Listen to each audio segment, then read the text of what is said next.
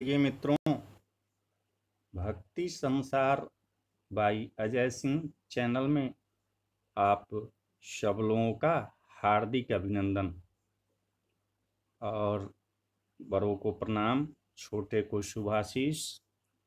मैं दैनिक श्री रामचरित मानस का पाठ शुरू किया है। आप भगवत प्रेमियों से अनुरोध है कि मेरे YouTube चैनल पर जो रामचरितमानस का अंश हम डालते हैं टीका सहित, उसको आप लोग सुने। ऐसे तो हम कोई बड़े व्यास और गायक नहीं है, लेकिन जैसे हो प्रभु का नाम भाव कुभाव अनख आलस हूँ, नाम जपत मंगल दिशि दस हूँ। भगवान का नाम अगर किसी तरह से लिया जाए तो उसमें कल्याण ही होता है। तो आइए हम आपको श्री रामचरितमानस का पाठ सुनाते हैं। अगर इसमें कोई अशुद्धियां और गलतियां हमसे हो तो आप क्षमा करेंगे। तो लीजिए अब श्री रामचरितमानस तुलसीकृत के अगले पार्ट को हम शुरू करते हैं। हरि मणिमाणिक मुकुता छवि जैसी, अहि गिरि गज सिर सोहन तैसी। नृप किरीट तरुणी तनु पाई, अलहि सकल शोभा अधिकाई। मणि माणिक और मोती की जैसी सुंदर छवि है। वह सांप, पर्वत और हाथी के मस्तक पर वैसी शोभा नहीं पाती। राजा के मुकुट और नवजुवती स्त्री के शरीर को पाकर ही ये सब अधिक शोभा को प्राप्त होते हैं। तैसहि सुकवि कविता बुध कहीं, उपजहि अनत अनत छवि लहीं। भगति हेतु विधि भवन बिहाई, सुमिरत सार दयावती धाई।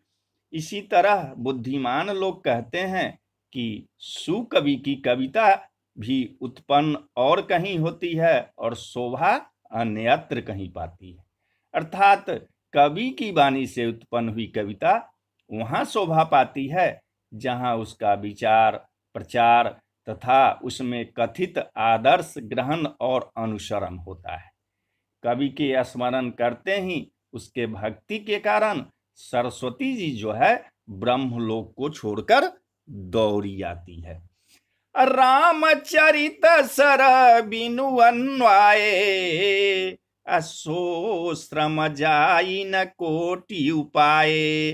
कवि को विद अस हृदय विचारी, गावहि हरि जस कलिमलहारी। सरस्वती जी दौड़ी आने की वह थकावट रामचरित रूपी सरोवर में उन्हें नहलाए बिना दूसरों करोड़ों उपाय से भी दूर नहीं होती। कवि और पंडित अपने हृदय में ऐसा विचार कर कलयुग के पापों को हरने वाला श्री हरि के यश का ही गान करते हैं। किन्हे प्राकृत जन गुण गाना, सिर धुनि गिरा लगत पछिताना।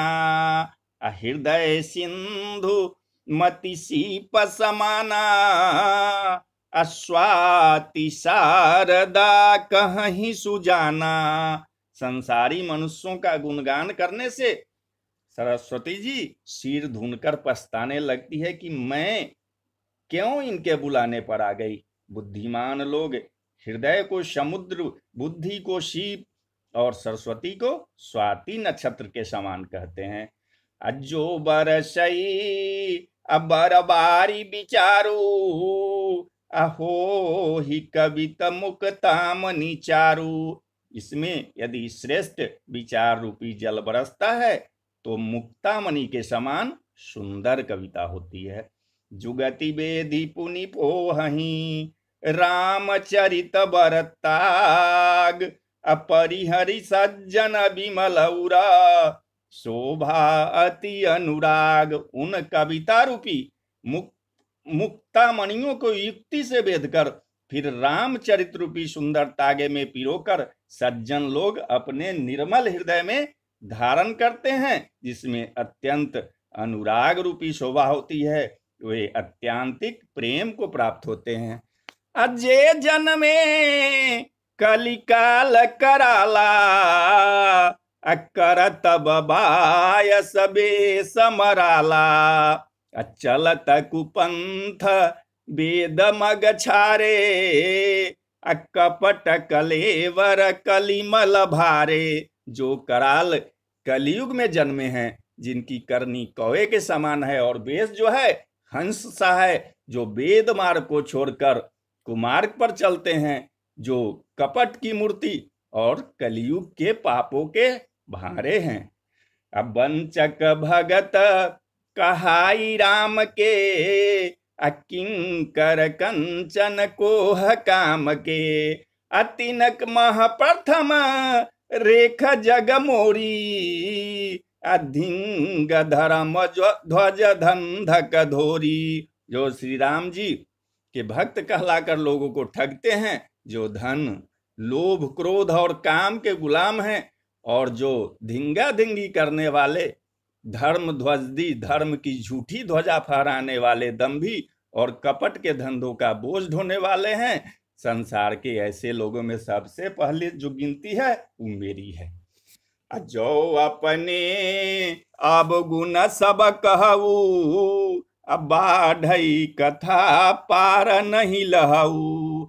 ताते मैं अति अलप बखाने, अथोरे महु जान ही पहसयाने। यदि मैं अपने सब अवगुणों को कहने लगूं तो कथा बहुत बढ़ जाएगी और मैं पार नहीं पाऊंगा। इससे मैंने बहुत कम अवगुणों का वर्णन किया है। बुद्धिमान लोग थोड़े ही में समझ लेंगे।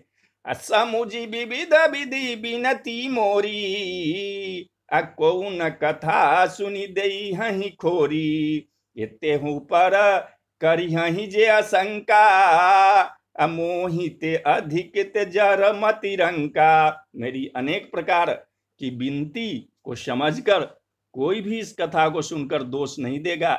इतने पर भी जो शंका करेंगे वे तो मुझसे भी अधिक मूर्ख और बुद्धि के कंगाल हैं। कभी न होई नहीं चतुर कहाबऊ, अमति अनुरूप राम गुण गाबऊ। अकह रघुपति के चरित अपारा, अकह मति मोरी निरत संसारा। मैं न तो कवि हूं न चतुर कहलाता हूं, अपनी बुद्धि के अनुसार श्री राम जी के गुण गाता हूं। कहाँ तो श्री रघुनाथ जी के अपार चरित्र, और कहाँ संसार में आसक्त मेरी बुद्धि। जही मारुत गिरि मेरु राही, कहूँ तूल कहीं लेखे माही। समुझत अमित राम प्रभुताई, अकरत कथा मन अति कदराई। जिस हवा से सुमेरु जैसे पहाड़ उड़ जाते हैं, कहिए तो उसके सामने रूई किस गिनती में है। श्री राम जी की असीम प्रभुता को समझकर कथा रचने में मेरा मन बहुत हिचकता है। शारद से समहेश विधि, आगम निगम पुराण।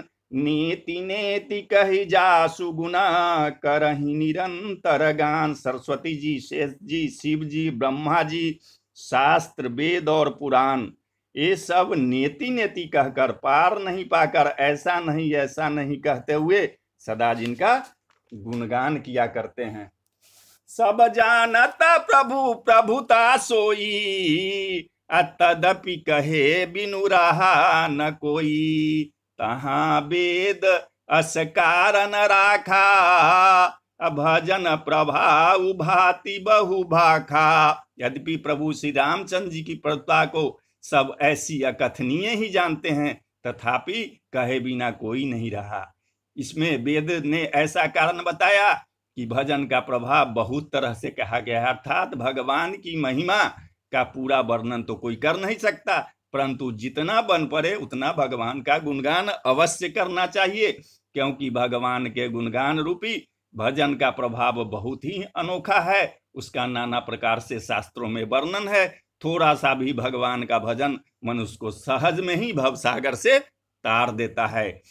एक अनीह रूप अनामा, आज सच्चिदानंद परधामा, व्यापक विश्वरूप भगवाना, तेहि धरि देह चरित कृत नाना। जो परमेश्वर एक हैं, जिनकी कोई इच्छा नहीं है, जिनका कोई रूप और नाम नहीं है, जो अजन्मा सच्चिदानंद और परम धाम है, जो सब में व्यापक एवं विश्व रूप है, उन्हीं भगवान ने दिव्य शरीर धारण करके नाना प्रकार की लीला की है। सो केवल भगत नहीं तलागी, अपरम कृपाल परनत अनुरागी, जही जन पर ममता तिछोहूं, अजही करुणा करी किन्न न कोहूं। वह लीला केवल भक्तों के हित के लिए ही है, क्योंकि भगवान जो हैं वो परम कृपालु हैं और शरणागत के बड़े प्रेमी हैं, जिनकी भक्तों पर बड़ी ममता और कृपा है, जिन्होंने एक बार जिस पर कृपा कर दी उस पर फिर भी कभी क्रोध नहीं किया। गई बहोर गरीब नेवाजू, सरल सवल साहिब रघुराजू, अबुध बर नहीं हरि जस अस जानी, करही पुनीत सुफल निजबानी। हे प्रभु, श्री रघुनाथ जी की गई हुई वस्तु को फिर प्राप्त कराने वाले गरीब निवाज माने दीन बंधु, सरल स्वभाव, सर्वशक्तिमान और सबके स्वामी है। यही समझकर बुद्धिमान लोग उन श्री हरि का यश वर्णन करके अपनी वाणी को पवित्र और उत्तम फल देने वाले बनाते हैं। तेहि बल में रघुपति गुण गाथा, कहियऊ नाई राम पद माथा, मुनि न प्रथम हरि कीरति गाई, अते ही मग चलत सुगम मोहि भाई। उसी बल से महिमा का अर्थार्थ वर्णन नहीं, परंतु महान फल देने वाले भजन समझकर भगवत कृपा के बल पर ही मैं श्री रामचंद्र जी के चरण में सिर नवाकर और श्री रघुनाथ जी के गुणों की कथा कहूँगा। इसी विचार से वाल्मीकि व्यास जी मुनियों ने पहले ही हरि की कीर्ति गाई है। हे भाई, उसी मार्ग पर चलना मेरे लिए सुगम होगा। अति अपार जे सरित बर, जो नृपसे तु कराई, चढ़ी पीपली के परम लघु, बिनु श्रम पार ही जाए। जो अत्यंत बड़ी श्रेष्ठ नदियां हैं, यदि राजा उन पर पुल बंधा देता है तो अत्यंत छोटी चींटियां भी उन पर चढ़कर बिना ही परिश्रम के पार चली जाती है। इसी प्रकार मुनियों के वर्णन के सहारे मैं भी श्री रामचरित का वर्णन सहज ही कर सकूंगा। तो बोलिए जय सिया राम, जय जय हनुमान, जय सिया राम, जय जय हनुमान।